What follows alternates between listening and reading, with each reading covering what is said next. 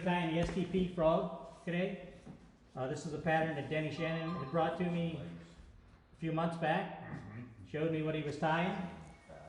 So I was practicing it at home and with all the different legs. And that's the one we're going to tie today. So we have the large hook in today, the size 2. We're going to put a nice thread base back to the back. And with this, we're actually going to go down beyond the band just a little bit. And then we're going to come back up. Just going to put a little hot spot on. You can just do whatever you want with it. You don't have to go all the way down there. But I like to put it down into the bend. And then I'm going to come back up with it.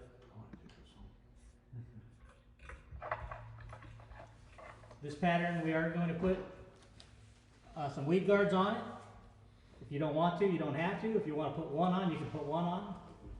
For the video, I'm just going to put a single one on. So we're going to just tie that in. We're going to tie that in right on the top of the hook. Everybody has weed guards in their bag also. What are you using for the weed guard? I'm using 20-pound test. If you want to go 30, go ahead. I mean, the fast is going to hit it. If you're concerned it's not enough, then put a double on. But I think 20 is more than enough to keep it, keep it off the weeds. So I just tied that in at the very, very top. So that's left alone. That's going to be the last thing we're going to put in. And it's nice to use your clip just to keep that weed guard out of your way. The next thing we're going to do is we're going to start on the bottom of the shank on this one. We're going to tie the white in. White's the bottom. That's what we're using. There's a real long, narrow end on it. We're going to tie that on the bottom of the shank. And what you want to do with that is just go ahead and get a judge about where these eyes are. You want the eyes to hang over the eye. So get that set where you think is good, and then just go ahead and flip it up and put a nice couple light wraps on it at first, going all the way up it. You don't want to cut the thread. We're using a little bit heavier thread. We're using 140, so it shouldn't cut through it. And then on the way back down, I'm going to start cranking it down.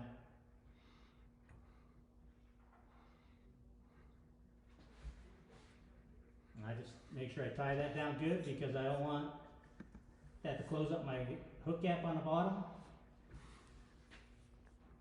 Okay, the next thing we're going to do is turn it back over. Start on the top of it. We're going to tie the green one in for the top, and we want those to match. So try to get them lined up the best you can.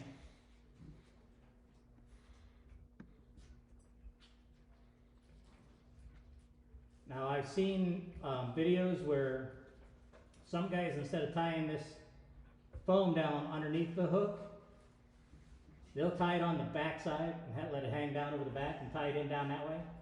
If it's easier for you, that's something you can do. I'm just going to check and make sure my threads they're going to line up when I tie them back in and they're good. So now I'm going to tie in my legs. This particular one, I'm going to use the real fat ones that I cut out. And I'm just going to go ahead and cut this part out a little bit so it fits in the hook a little better. And it fits around my body. I just got a little shape, a little U shape out of it. So now I can set that right in there and tie that right down. We're going to be using super glue on this pattern too. So that's going to help hold everything together also. Alright, so that's that. Next thing I'm going to do is I'm going to tie in our legs.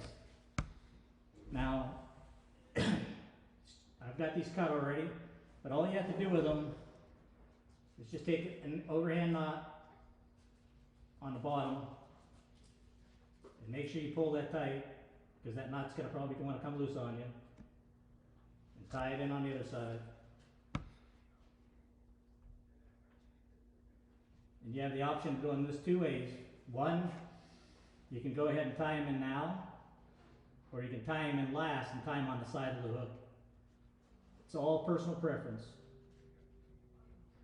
I'll tie mine in right now. I'm just going to slide it in on the thread, and I'm going to do some crossing wraps on these to try to get them to lay the way I want them to lay. Splay out straight out. And remember, on this fly, You do not want to crowd that eye, because we're going to be putting a lot of ties up there. We don't want to make it so you don't have any room for anything, especially when we go ready to tie that weed guard back in. So now we have our legs, front and back, our body, top and bottom. Now the glue you're using has a brush on application also. If I can get this one off, I've been using this one. Bend to do it, my hands don't work. You want the bottom if you can. Bottom is the brush and the top is the drop. Thank you. It has a brush application on it, works really well for this particular fly. Just gonna brush glue up, stay back from those set of eyes. You can see where I'm stopping right up there. And I'm just brushing this glue on. I'm gonna brush some on the top of the threads.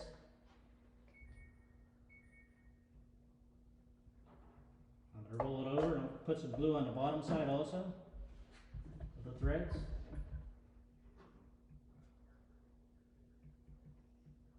And then we're gonna press all these together. So we're just gonna take and push both of them forward. Keep your legs off to the side. And just hold that for a few seconds. If you put too much glue on there, it's going to take forever for it to dry, so make sure you use a little thin coat, or you'll be using a lot more dry time. Just a light coat, see how fast that dried. Now when I open my mouth, I still have room. I didn't glue that up, so everything's good right there. I can pull that mouth back. Now's the time if you want to pull it centered on the hook. Mine doesn't look too bad. And then what we're going to do is we're going to transfer our thread around this hook. Trying not to trap these legs. So I can get them back. I'm going to put the clip up there now. Oh, got them both. There we go. We're just going to tie this body down to this hook.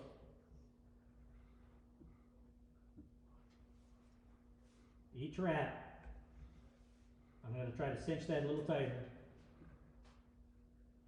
Alright, and then I'm going to pull to the front. I'm going to pull my eyes and my heads back. I'm going to transfer this thread to the back of this, underneath the back side of that hook. Okay, now that I have that there, I can take my bodkin and I'm going to pinch a hole underneath this, right down through the white. Ream it out a little bit. What you have to do is we have to get this. I'm going to take the hook out, because what you want to do is get that through there. And then we'll put it back in the vise. This particular vise is going to be a lot smaller than the one you guys are using. You might not have to do that. You might be able to just slide that right down through there. But there's not a lot of room on this vise. Alright. So now we're going to try to get that hole that I just made, if I can find it. A little more. It works really well if you take a lighter and you can heat that. It'll melt that. But now I have it coming right up through. You can kind of see it coming up through there. Now I'm going to leave that hang down just below the hook. I don't know if you guys can see that in the video. Alright, and then we're going to pull everything back, and we're going to tie that weed guard in right on that, behind that eye of that hook. So now I'm just going to pull everything back, tighten it down. I'm going to pull the weed guard back, put a couple wraps in the front of it to pinch it in. That'll pinch it in nice and tight. Okay, and then we're just going to whip finish it.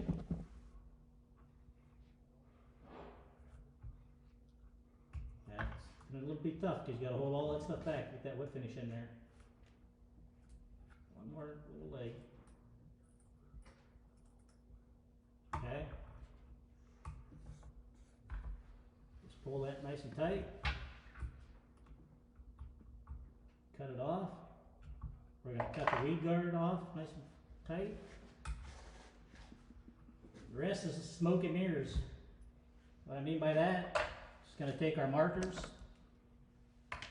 You can add the back however you like it, put some spots on it. We're gonna add eyes to this. I have little googly eyes. I like using the little googly eyes because when you're stripping it through the water, they'll make a rattle noise. So it'll help attract the bass. So I'm gonna take this brush. We're just gonna take a little dab on both sides where the eyes are gonna go.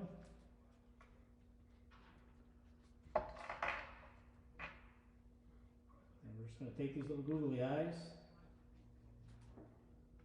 First one on one side. And get the other one set down on there. One on the other side. Just press them down in there. Now you have your eyes. You can take a red marker. Danny says he likes the mouth to be red. Adds a little something to the fly. Gives a little more realism, I guess. So then you just take your marker in there and color it up.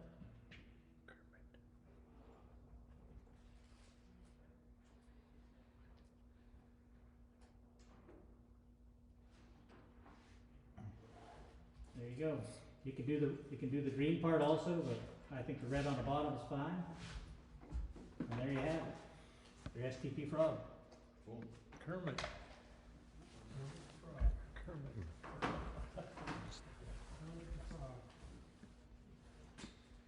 Now, like I was saying, these legs, you make this a little more realistic.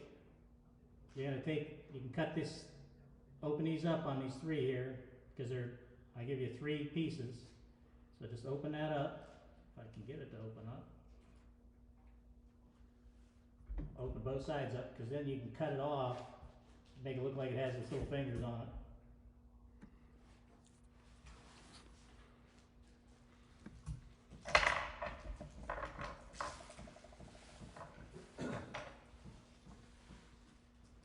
There, he's got his little fingers out there. Get them all splayed out here, maybe. You gotta watch that knot you guys put on there, because as you start to play with it, if you didn't get it tight enough, you'll see that it's gonna start to come loose on you. Just pull it back, tighten it up. One more, didn't come off all the way.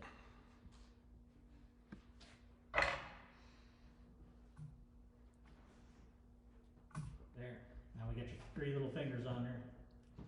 That's your STP Frog. You can do what you want. If you want to put some black dots on the bottom of the legs, whatever you want, make your own.